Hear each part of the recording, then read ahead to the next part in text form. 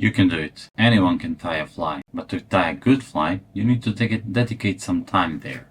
And a little bit of spices, some more things. Without any specific order, here are my tips how you can improve your tying and tie great flies in almost no time, even though the time you need. So, as number one, you will need a razor or a knife. Whenever you're not satisfied with a fly, don't be afraid to cut it and destroy it and leave the hook for the next fly to come, because that's how you advance. By acknowledging that you are not perfect at the moment and that you can improve, cutting your fly and going on with another one and another one, you're going to improve in certain small increments every time you tie a fly. And that's what you want to do. Cut the fly, tie another one. Cut the fly, tie another one. You also want to decide what do you want to tie. Whether you want to tie saltwater flies, freshwater flies, wet flies, dry flies, nymphs, streamers, whatever. You need to start with something. Personally, I like trout fishing, I like grayling fishing, so I would try to tie some small flies usually. I go from time to time into streamers, but I'm not very comfortable there. So decide what you want to tie. Then you should decide on patterns you want to tie. Go with proven ones. Go with, let's say, pheasant tail, go with gold hair, gold ribbed hare's ear, go with Adams, go with whatever you think is going to catch a fish on your water, something that you will have confidence with. Now, when you start tying, repetition is the key. Tie a fly, put it aside. Tie a fly, put it aside. Always tie on the same size of the hook, same fly, at least 6 or 10 of them, and then as you're putting them aside, after you finish the last one, you take a look over there and you will see it's pretty amazing how you can improve from the first one you tied to the last one. You will see certain improvement, but only if you think about what you're doing on the vise. If you think why you're wrapping some material in a certain direction, why are you cross-wrapping a wire over a pheasant tail, why are you putting gold bead or pink bead, why are you putting small hook or big hook, why do you rib materials, why do you hold materials with hackle pliers and not with fingers, and so on, why do you put 3 reps or 33 reps. You have to think. Every rep has to be dedicated to some purpose over there, and you have to think, and that's how you improve. Now, flying is like cooking.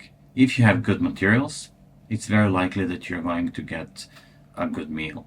So if you have good materials in fly tying, it's very likely that eventually you'll get into very good flies. That's very true for most of the things we do. So for example, if you have a feather that when you pull it breaks, it's a bad feather, so you don't need that feather, you just throw it away. But if you have a feather that's going to be great and it's consistent, it's strong, it has color, it has texture, you keep it and you tie your flies. For example, if you have hackle, you want to tie dry flies and you are having wet fly hackle. So if you have wet fly hackle and you want to tie a dry fly, that's bad material, even though this is a top-notch material there. It's not going to serve the purpose. You need to have adequate materials too, apart from good quality materials. So if you want to tie a dry fly, get some dry fly hackle. Indian saddles, roosters, whatever, you can tie a fly with that, of course. And some people would argue that those hackles are good, but for most of the flies they're not good. So at least buy those packs of 10 and try if it works for you or not. If you don't have enough money, go with CDC or snowshoe. Snowshoe is pretty affordable and you can tie amazingly buoyant dry flies with them without even using a hackle. So try to find some alternatives. There you go. Again, you have to think about what you do. That's very important. Now, we all live in times of social media. Most of us are present on social media, Facebook, Instagram, whatever. And when you post a fly, most of us would expect some good comments. I've learned to kind of expect some bad comments, because those comments are actually help me improve. So all those haters, trolls, and people who have bad attitude, listen to them. Maybe they have something smart to say. Sometimes they will say something really good. If you put aside your ego, those people can actually say really good things to you. If they said, "Oh, your fly is bad," then ask them, "Why do you think it's bad?" Like, maybe I designed my fly with certain purpose. It doesn't look good to you, but it will look good to someone else. It will look good to fish where I'm going to fish them. But most of the time, beginners, they will whip a fly that honestly doesn't look like anything. They try to be creative from the start to invent a new fly, which is almost impossible, and they end up with a rubbish on the hook, literally rubbish. And if someone says, "Hello, it's rubbish," it probably is. Don't take it too hard. Say why. I wanted to tie a fly for a trout. What's wrong with this fly? Then maybe conversation will start, like, if you want to tie a wet fly, you should use this and that, and if you want to tie a dry fly, something else you shouldn't do. Start communicating with people without hard feelings. Like, try to get into their shoes. Maybe they know something that you don't. You can tie flies with your hands, obviously, but having good bobbin holder, and I have those from TMCO and some handmade here in China. They're both wonderful tools. They don't cut thread, that's the most important part. They hold most spools or bobbins very well. Sometimes they squeak, but then someone told me just grease them on your nose or somewhere like that. It looks disgusting, but it works, so they don't squeak when you're wrapping. Then you'll need a pair of scissors, and believe it or not, it took me 20 years to buy a decent pair of scissors. Actually, I have two decent pairs, and these are fine tips from TMCO, and they cut everything. Like, they're so accurate that it is incredible. Then hackle pliers. From those Indian ones, they're very cheap.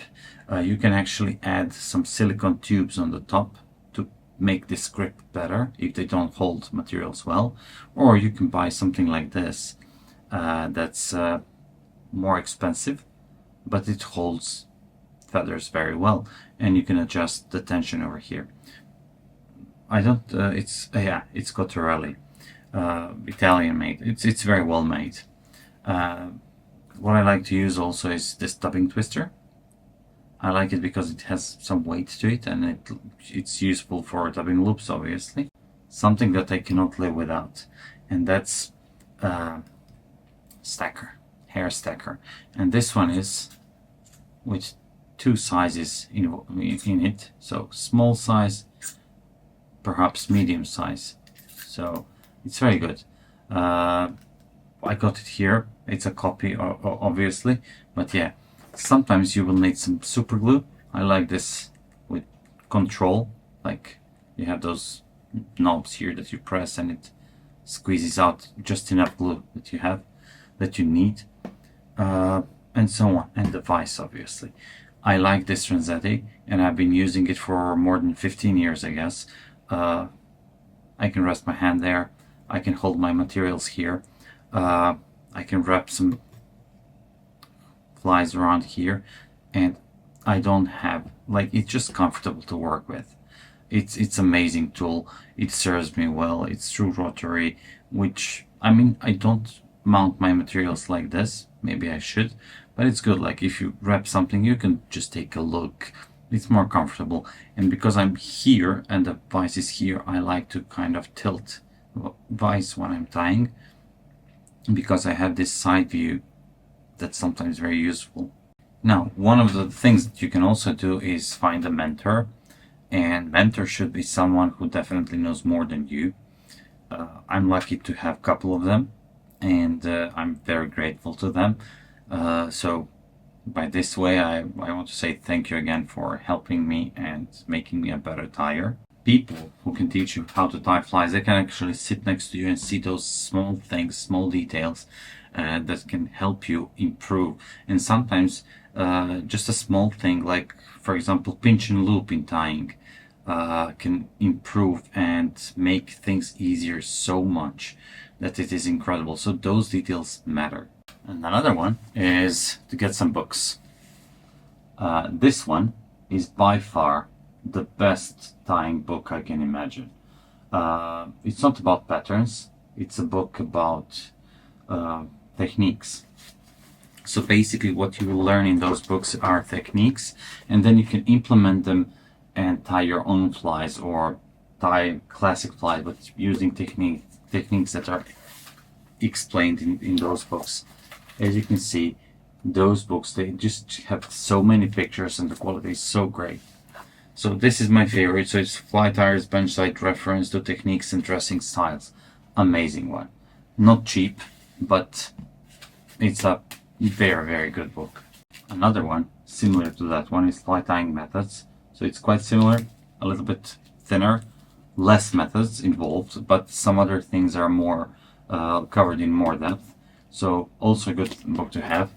And very original book that I already made a review video on is The Feather Mechanic. And I love this one because it's kind of personal.